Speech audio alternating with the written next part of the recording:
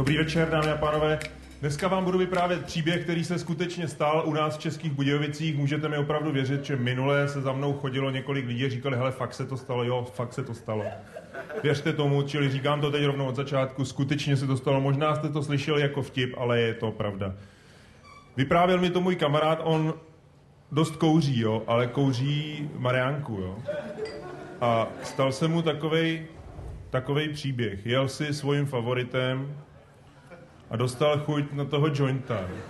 Tak ho vytáhl, zapálil, dvakrát zatáhl, hele, a teď mi to vyprávěl a povídá, ty vole, najednou koukám policajti, jo, tak jsem to takhle típnul o rifle, tak jsem to schoval a jsem tam k ním dojel, oni mě zastavili a jsem si tam hrabal takhle papíry jsem hledal a on říkal, ne, v pořádku, nehledejte doklady.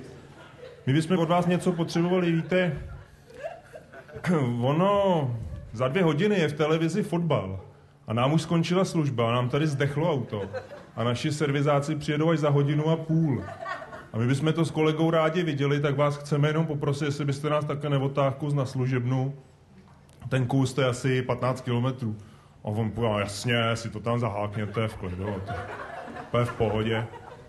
Tak se mu tam zahákli na to tažní zařízení, on s nima pomalu vyjel. A jedou. Jemu za chvíli otrnulo, že jo, policajti kámoši. Tak vytáhl toho jointa, zapálil ho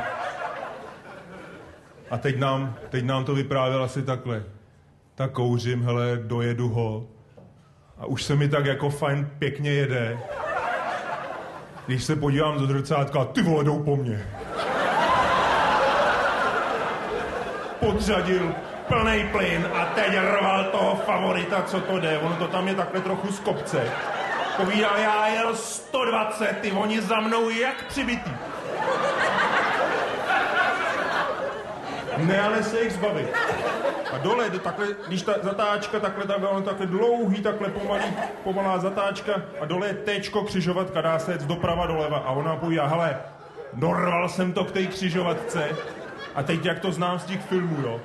Blinker doleva.